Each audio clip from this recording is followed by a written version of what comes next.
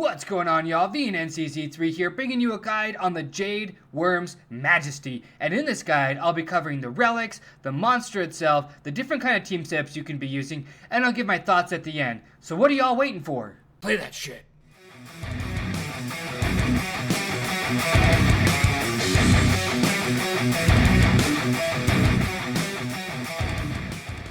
Alright y'all, it's time to do a relic review, but before we get into that, there's three things real quick I want to put out there. One, they are not free to play friendly whatsoever. Every single one of these relics require the ultra rare ingredient in order to actually make the combine happen. And so I am a monster hunter enthusiast and I have yet to acquire even just one of the ultra rare ingredients on any of the events that are out there. You know, the Frostwing, the Griffin, so on and so forth, okay?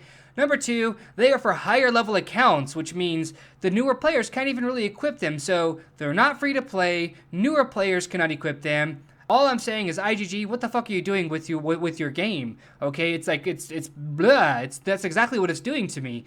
And three, guys, I'm not going to be spending any of my energy things that I have in my bags. I don't know what to call them, energy cards, or just energy resources, I really don't know. But I'm personally not going to be going for these relics because of the mentioned above, okay? Mainly the free-to-play aspect of them, okay?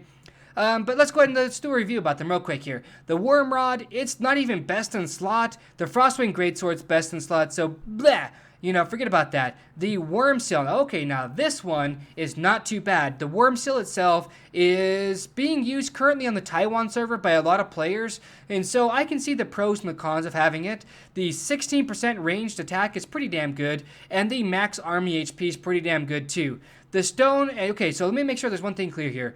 Don't get relics based off of like the stone, timber, food, or any of the productions, okay? Don't get them based off of that. Get them based off of the stats they're going to give to your military and any of the boosts to building and research, okay? Those are the only reasons you should be getting relics.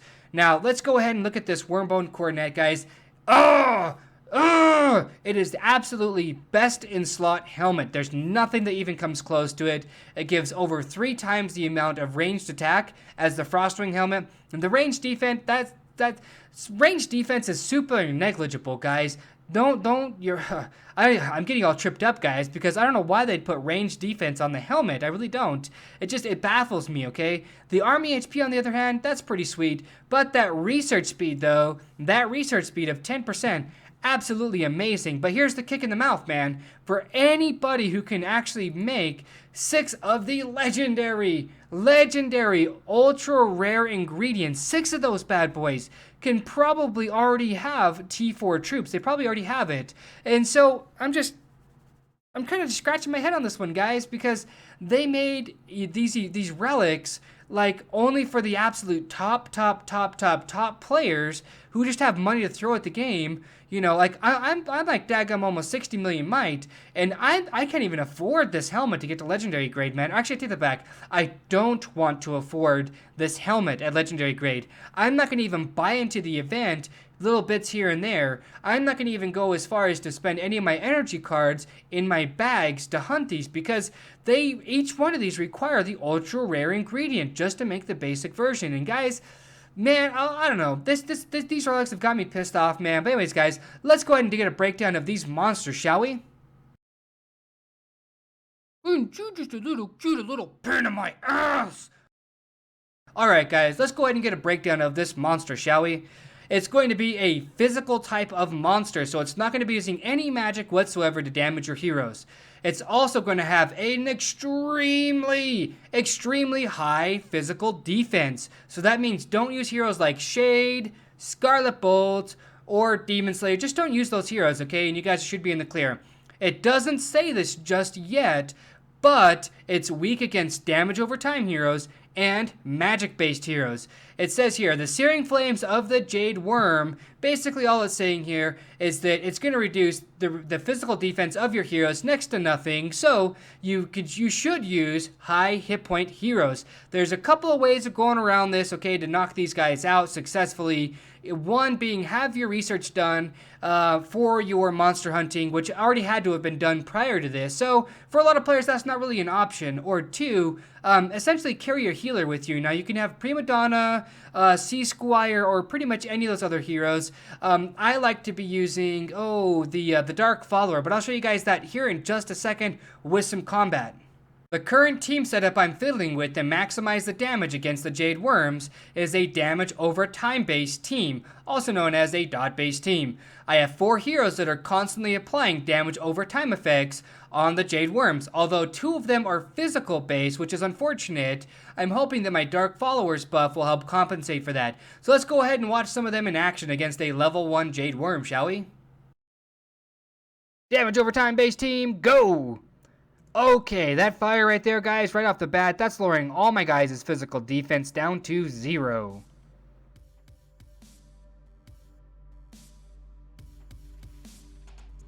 There's that Dark Follower heal right there. It's going to absolutely give everybody a buff in physical attack, so they should have like a bloody sword above their head somewhere, and that's going to basically just up my damage.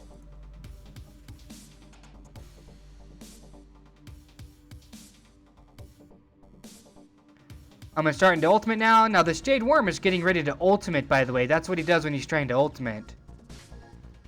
Ball gets bigger, and from my understanding about that, you guys saw little Z's right there. That was basically his ultimate, and I don't know if it's trying to put my guys to sleep, or if it's trying to stun them, or whatever it's trying to do, because my guys are all level 60, and so let me know in the comments what it actually does, because I'm really ignorant on the subject. I don't know what it does.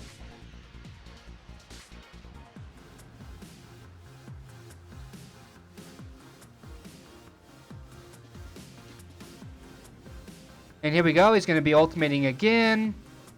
And it does moderate damage, guys. As you guys can see here, for a level 1 Jade Wyrm, I don't really need a healer per se in the form of Dark Follower, but I really like him doing these because it does cover me for whatever heals I do need. And since I'm so researched on monster hunting, he heals for quite a bit. He pretty much tops everybody off up to full. There we go. Fireball down, and we're looking like we're going to be doing probably about 70% damage. Maybe a little over 70%. Okay, so what, 70.91 or something or the other? Let's go down here and look at the report. Yep, 70.9. Let's go ahead and see how these other teams do, though, shall we? This is another team setup I'm fiddling with to obtain that maximum damage. I'm using Elementalist instead of Death Archer, so let's go ahead and see how they do in action, shall we? Alright guys, for this team, I am using Elementalist instead of the Death Archer. And as you can see here, he's already going to blow his fire at me to reduce all my guys' physical defense down to 0. But the Elementalist should do quite a bit of damage. Let's go ahead and watch these sparks fly, shall we? Elementalist with those fatty crits, man. I mean, he crits so stupid hard.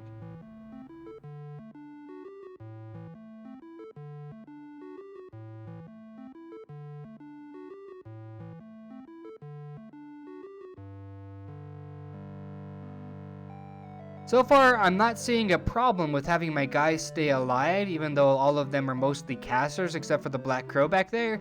And so, maybe you don't need to take a healer with you. But again, the reason I've got the Dark Follower is because, one, he does a decent amount of damage because he's a caster, and he's pretty much going to ensure that my guys don't die over some dumb stuff. But holy smokes there, we're actually doing more damage than the damage over time team setup. But let's go ahead and see the final numbers, shall we? Alright, so we definitely got a worm skill out of that one. That was pretty sweet. And a 60-minute timeout. But guys, I do these. I'm a monster hunting enthusiast. So I constantly get a ton of speed ups because everybody's like, you spend a lot of money on the game, blah, blah, blah. Look, guys, I've only got 7,500 gems. A lot of my speed ups come from monster hunting. So we did 81.3% damage on that. That's pretty damn sweet. Let's go ahead and look at how the all-caster team does, though, shall we? And last but not least, I completed an all-caster team by taking Black Crow out and putting in Snow Queen. So let's go ahead and see how they do. Let's see how this all-caster team does, shall we?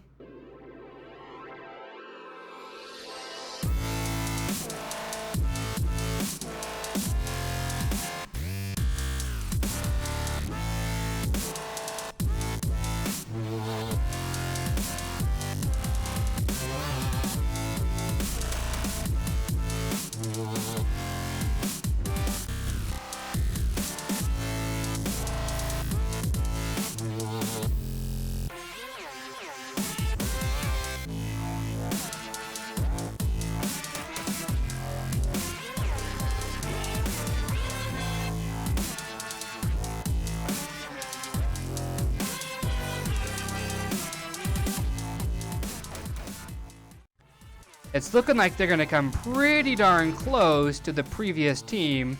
But, oh, there we go. So we're probably going to be doing about 83% damage. Oh, yeah, there we go. 83 and some change. Let me scroll down here. We got some resources.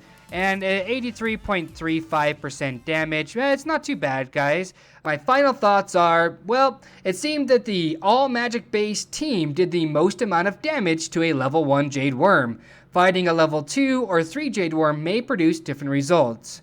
I personally totally dislike this Relic event because they make it impossible or nearly damn impossible for a free-to-play player to obtain any of these items. And the new player base can't even equip the relics for a while.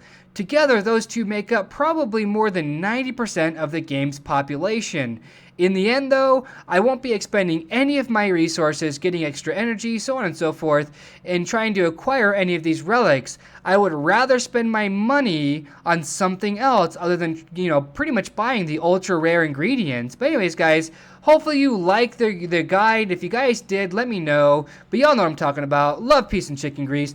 Be safe, but above all, stay classy.